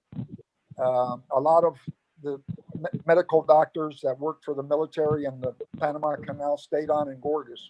But anyway, and he had a clinic off of 50th Street, and he specialized in detached retina only, detached retinas only. And he operated on me that night that the doctor saw me.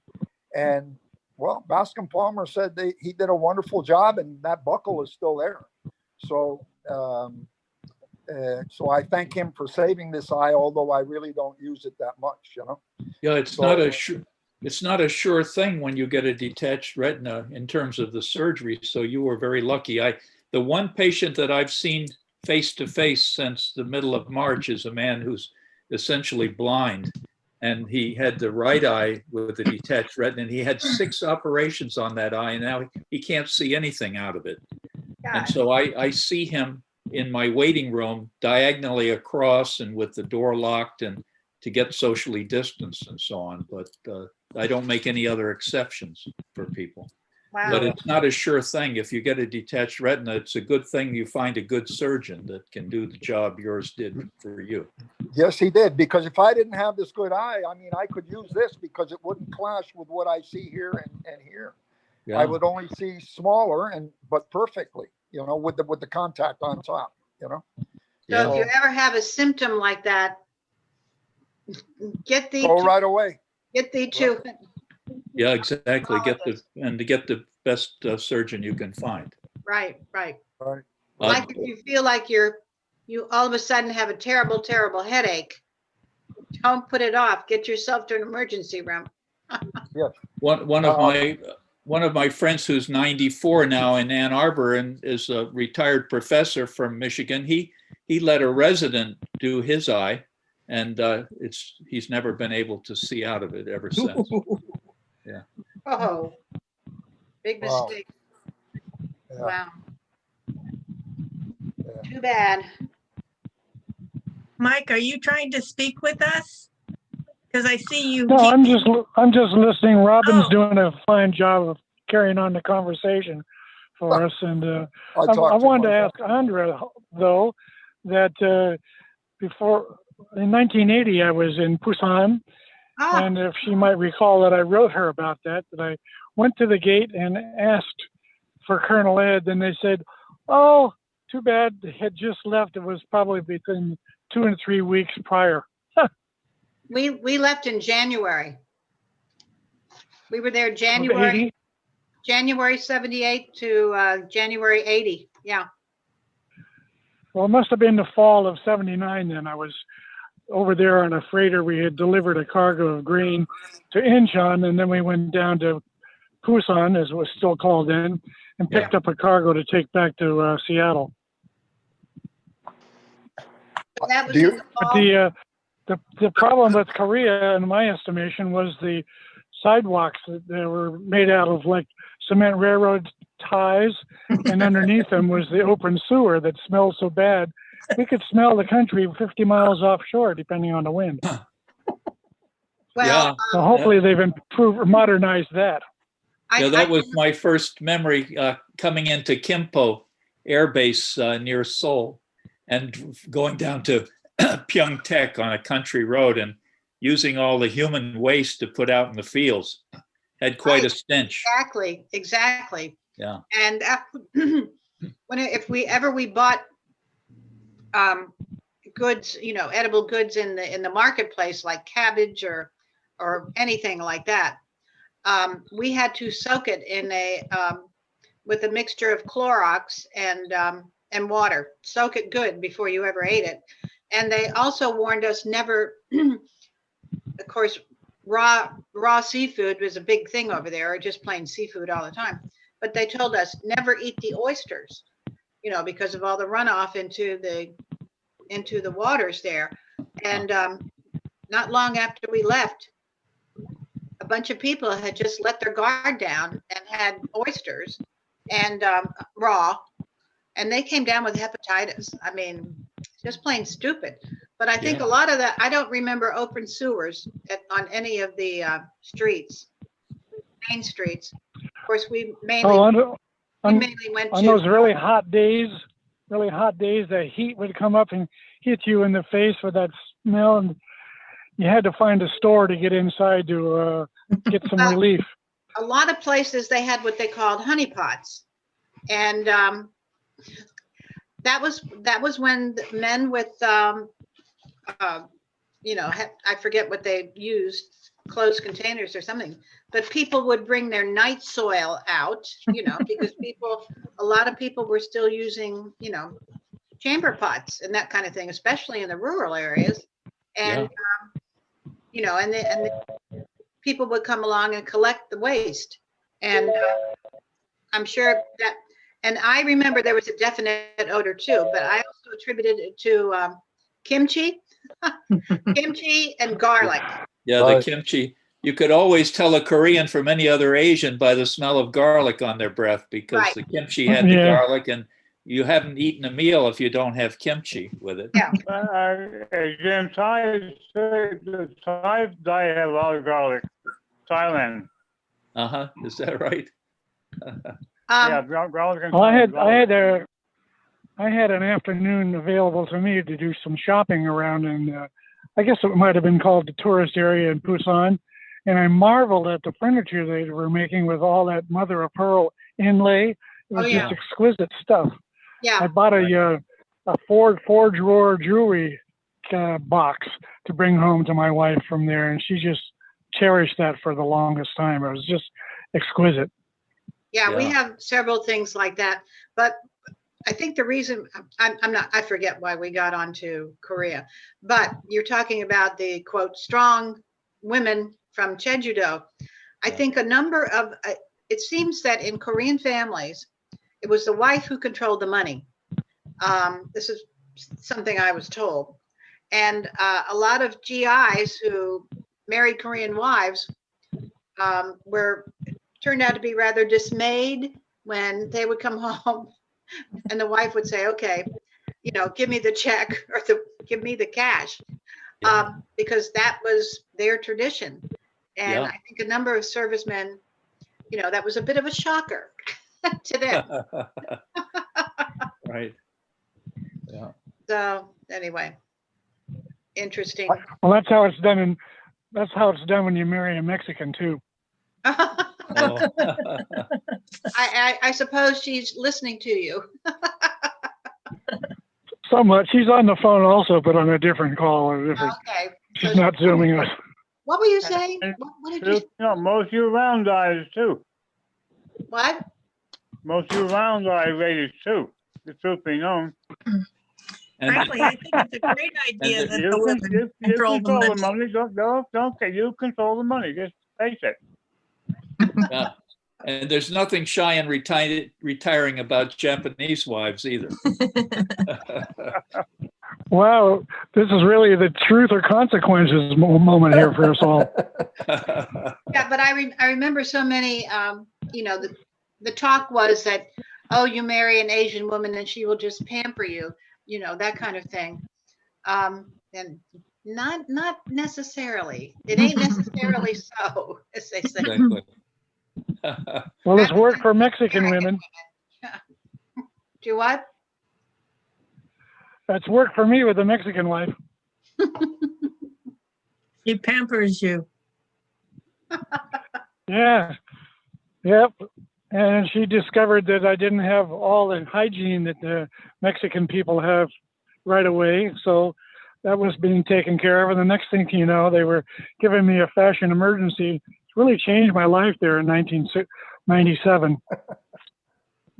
Fashion emergency. I was out in Korea after you all in the 80s and 90s and the early 2000s. The Hotel Lotte. Do you remember that? Do you remember that name? Lotte? No. Yeah, I remember that name. You're talking about up in Seoul, right?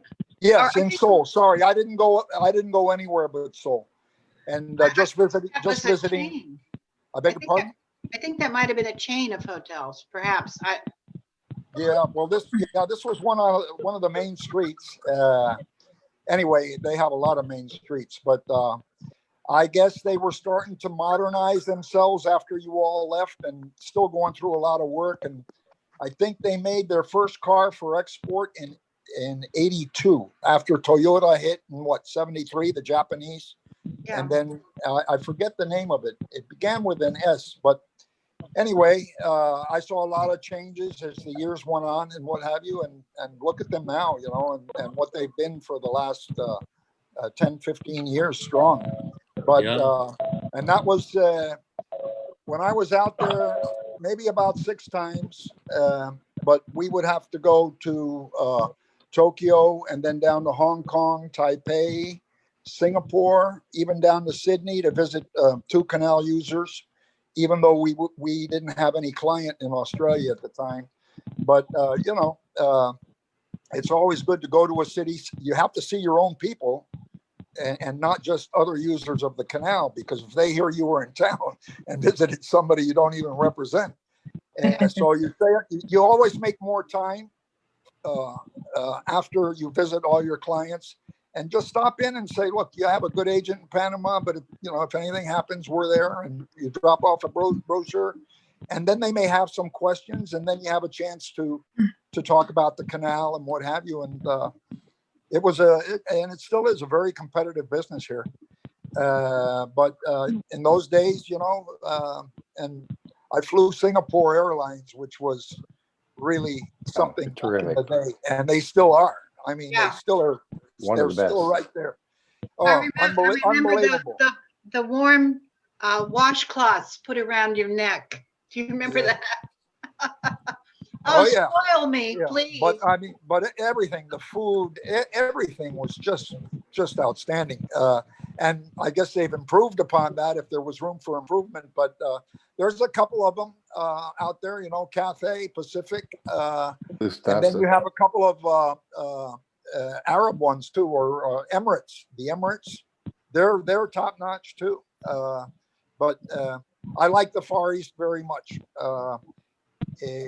Except for one time when Aquino was assassinated. Let's see, this was I forget. I mean, the Filipinos. Yeah, Aquino, and I had to use the agent took me around. The agent for us there had to take me back roads and everything like that. That was some trip, because when we went from we started in Tokyo. And then everything was fine. And then we went to Seoul. And that's when flight 007 went down. Was it 001 or 007? 007. 007 went down. With a plane, yeah. When we left Seoul to go to Hong Kong, we did not know. We had heard that there's a plane missing. And when we got to Hong Kong, we heard about that, and that the Russians were suspected of doing it. And then before we left Hong Kong, a hurricane hit a monsoon, I should say. Yeah. Couldn't leave there for 2 or 3 days. And then we went to Taipei. And Started. then we didn't hit Sydney that trip. We did go to Singapore and maybe Manila first, and that's when Aquino was shot. And I mean, it was just a crazy one thing after the other. So we stayed at the Hotel Manila, but we're out of there in 2 days. We only had one client there and called on 2 others, but a lot of people weren't in the office and the days after that he was assassinated. So it was good to get home. And that was 6 weeks we were out there on that trip. But when we flew to Korea, you could not fly in at night into so Seoul. Yeah. Kimpo. What was that airport called? Kimpo. Kimpo. yeah, I think right. there was one. I think the one down at Busan was Kim Hae, perhaps. But anyway, yeah, and we had to overnight in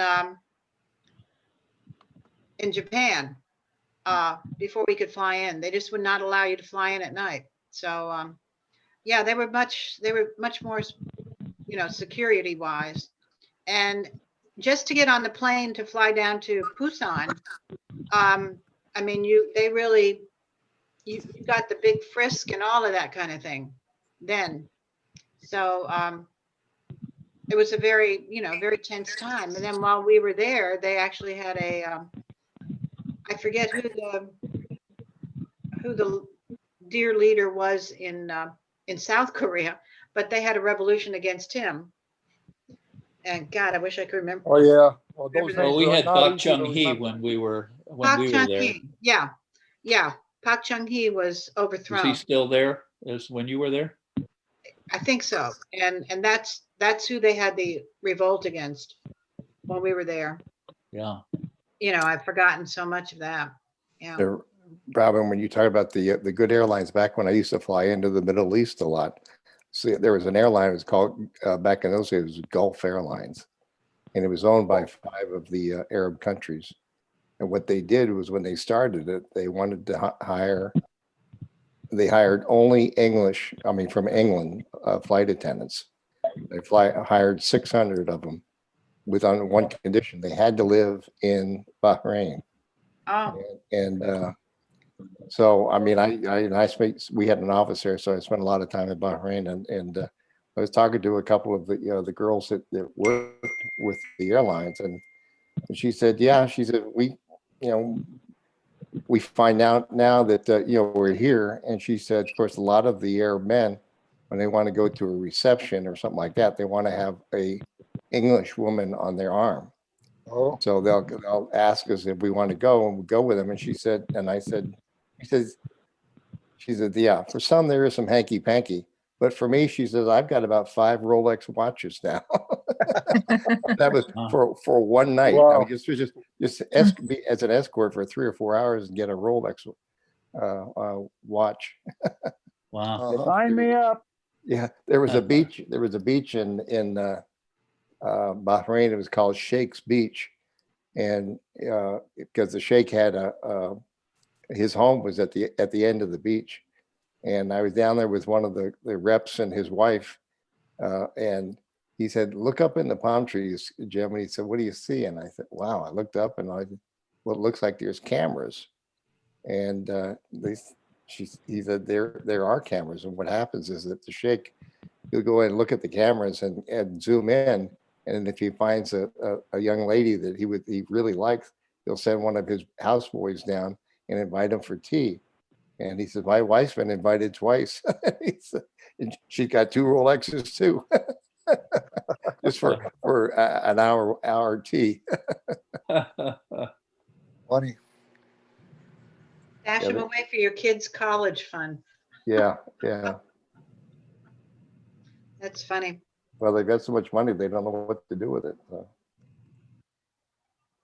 Yeah. I heard what they have just, I think in Saudi, that all the guest workers, they have finally given them some rights that they can go home without the approval of their hiring agent, the guy that hired them. you know, because you go there apparently and you couldn't even leave unless your employer gave you permission to leave. So, you know, basically, you know, it sounds like slave conditions. Yeah, and the living compounds that they lived on were Right. were only really so. Right, right. You got to be, you know, a lot of people travel, you know, are in desperate situations that, you know, just like the ancestors that came over from England over here, you know, must have been pretty damn bad back in England to get on the ships that brought, you know, our ancestors over here.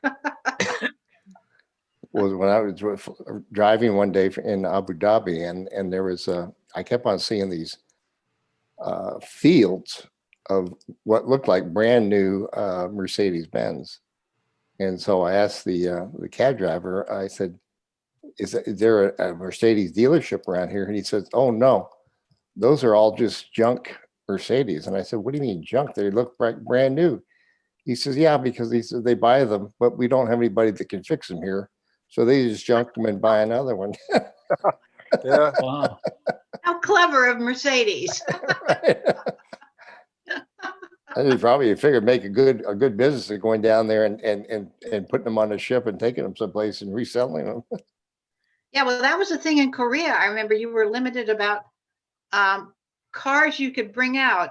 I think if you brought one in, you had to take it out because people would come in and sell their cars to Koreans because the industry was not that big then.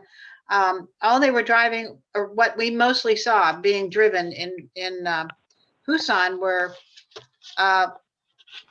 you call them Hyundais here, but they were Hyundais, Hyundai ponies. Ponies were the little ones that they could afford. So those were the cars that we saw on the streets over there. And of course, we've anglicized the word here to Hyundais. You know, when I was in Bogota, Colombia from 64 to 65, when you bought a car down there, you had to pay something like 3 times the cost of the car as a tax. Duty, yeah. So most people were driving old cars, but there were a lot of Mercedes that apparently were traded for coffee in Colombia.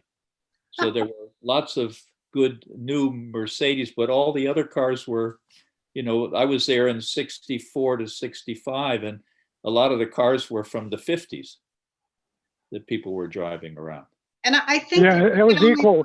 When I was I went up to Cali in 1962 and spent 2 days in Cali.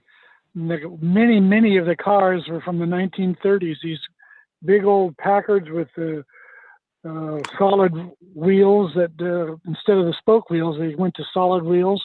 Huh. And I wondered where all those cars would have gone because collectors just love to find relics of those to redo. They were outnumbered all the modern cars on the streets of Cali, including being used as taxis and cut down for delivery vehicles. It was quite a spectacle. Huh. Yeah, when I lived in Brazil, the rep there, he was married to a woman who was she was from her family was from the UK, but her grandfather lived there, and he had a couple of machine shops, and this now we're talking about 73 to 78, and he was under he got a retainer from the American Antique Association, $100,000 a year. That was just his retainer, and then they would send him a letter or something like that, give him the parts that they were looking for old antique cars, and he'd go out just to junkyards and get the parts, send them to the States. And of course, they had to pay for those, so he got. He made an enormous amount of money doing this. And then if there was a piece of equipment that they didn't have, he had his machine shop that could make a lot of it for the engines and stuff like that. And he made a bundle doing that. But there were just fields and fields of antique cars out there in junk. So reminds me of Cuba with all the old American cars yeah, driving around. only they were being used. Chevrolets. Yeah. But I thought it was interesting, Mike, when you said that the Chiva was being driven on a Chevy chassis. What was the Yeah, I other didn't one that know had the that either. ram's head on the front? So Yeah. Well, I knew I that- sent everybody a follow-up email that I received from my contact in Panama, who had somebody as an authority, as a friend, and had told him that the Chiva, which is a Chivo is a male goat, yeah, and they sometimes do have horns, but it's also Borrego, which is a bighorn sheep type of a goat. And that was up until 1936, I think it was, part of the Dodge Brothers emblem. But they did away with it. And all the years that we spent in Panama and talking about Chivas and knowing what they were, the Dodge Brothers did not use that ram. So the Chiva explanation, aside from it being a symbol that was the Dodge, was the other story was the one that I presented, that they were built on Chevys. And all the Chivas that I saw were all built on Chevys. So I even rode on a bunch of them because we used to ride a couple of blocks to the next maid's house when they came by in the evening to pick up the maids to take them into Colon. I lived up on Snob Hill in Margarita. Yeah, I rode on the Chivas any chance I could get, and I just loved listening to all the political discussions in Beijing.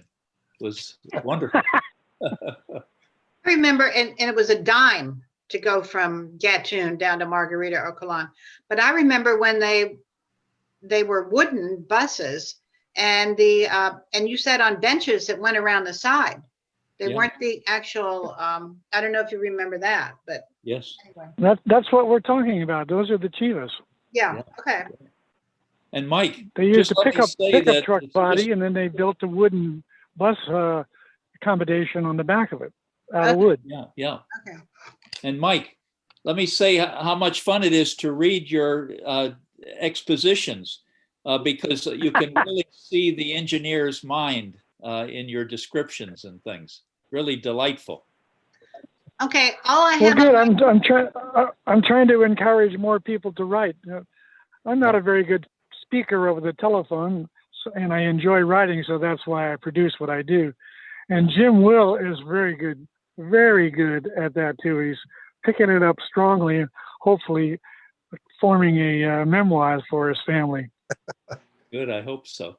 I'm working on the outline first. All I'm seeing on my screen right now is an admonishment from Zoom telling me that Zoom 5.0 is here and to update. So I can't even see anybody. Oh. I can hear you, but Wow. anybody else having that? And we can see you very well. Well, yeah, we can see you quite well. And I think it's just, I updated mine to 5.0 like a day or two ago because I got the notice too. So just when we're done, you can update. Okay. We're not going to be with any family for Thanksgiving, so I want to set up a Zoom meeting with them. So I don't know. I just, I get tired of just sitting in front of the screen. Yeah. Doing this stuff. So maybe I'll get one of my sons to set it up. But we're not going to see them for Thanksgiving, and we will be with some friends here in Kingsmill, and everybody, our age who are very careful, and we'll be social distancing and all that jazz, for sure. But I hate not being with family. Yeah. We've gone to Phoenix for 20 years now at Christmas, so this is the first year we won't be going. And we haven't even had a Christmas tree up here in Wisconsin just because we have one down in Phoenix with our family. We all get together in Phoenix. Yeah. So it'll be a bleak holidays. Well, I don't know what we're going to do with Christmas. Last year, we went on the Mississippi River cruise because the year before that, we had taken them all to Panama. And we figured, well, last Christmas, they would be with the other side of their families, that didn't necessarily happen, you know. But so I guess this Christmas we were kind of counting it on being our Christmas. So I don't know what's going to happen. At least we do have you know, 3 choices of where to stay if we go to Northern Virginia. However, 2 of those we would have to climb basement stairs. So anyway, I don't know what's going to happen at Christmas, but Andy, the Mississippi tour that you went on, was that one of those riverboat type things, or the yeah, American, it did not American have, cruise? it didn't have a side paddle thing. Yeah. And it left from New Orleans and went up to Vicksburg. Baton Rouge. No. Oh, Well, that far. yeah, we went to Baton Rouge, but that's a lot closer. Wait a minute, I don't know which is closer. I've forgotten. I think Vicksburg was the farthest north we went, and I think that's north of Baton Rouge. Oh yeah, it's up in Mississippi. That's a Yeah, real it's cool over there. town to visit. Yeah. I can't think of a more boring trip actually on the Mississippi. Yeah, It is I wanted to ask unlike- you about that. how Unlike to- Germany, when you're on the Rhine and you've got those wonderful villages all along the Rhine and city, and and you're looking at the Lorelei Rock and all the terraces with the wine growing, and the Deutsche. Oh yeah, I would go back I've and been make on that that cruise cruise. from Yeah. Koblenz to Rudisheim many more times. It was so enjoyable. That 8-hour ride up river. Rudesheim, and we really just lived a little south of that, just south of Mainz, really. And anyway, and we've driven up that way a number of times. So it ain't the same on the Mississippi, let me tell you. A lot of what you Oh, see, heavy industry, chemical plants, and I want to say distilleries. I don't know. Are they oil distill? No, they're refineries. Refineries, yeah.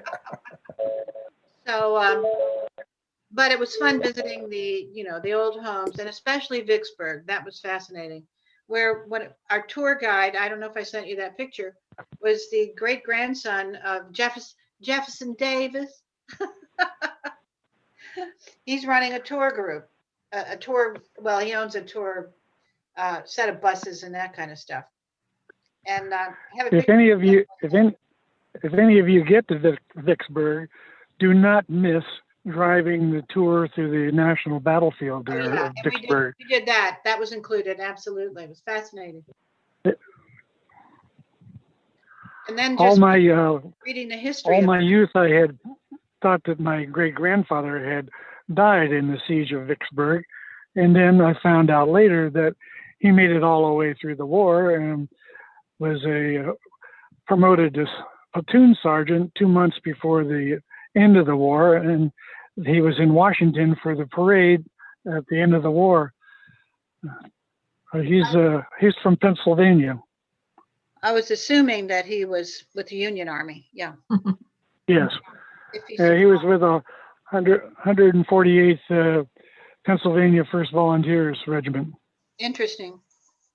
Do you all ever watch on PBS where the guy does the family history of celebrities and all of that? I forget what it's called. Yeah, that's that genealogy show. Right. With Lewis, fellow. Yes, and Professor Lewis, Yeah, Right. And last sponsored night, by Ancestry. yeah, Yeah, Ancestry, right? and all 3 of the people that he did, God, one of them is a redhead. I hate it when I can't think of names. Bill Mader was one of them, the guy from Saturday Night Live, and one is the Black artist who did the portrait of Obama with the big floral and ivy backdrop. I mean, he does that with a lot of unusual background things, and he did Obama's portrait that's in the National Gallery of Art, and who was the other? Juliette Moore, I think she's a redhead, and all 3 of them had. One of them went all the way back to I think it was Bill Mader's family, all the way back to the Revolutionary War. And anyway, all of them had ancestors who'd fought in the Civil War, including the black guy. I think one of them was in a Pennsylvania regiment, volunteer. So, but it was interesting. One of his ancestors was in World War II as part of the colored troops, as they called them. And the duty they got stuck with, better than being at the front and being shot at and killed, but the duty that they performed was the transfer of bodies from where they had fallen into military cemeteries, or where they had been buried originally into the military cemeteries. So terrible duty, but at least they survived.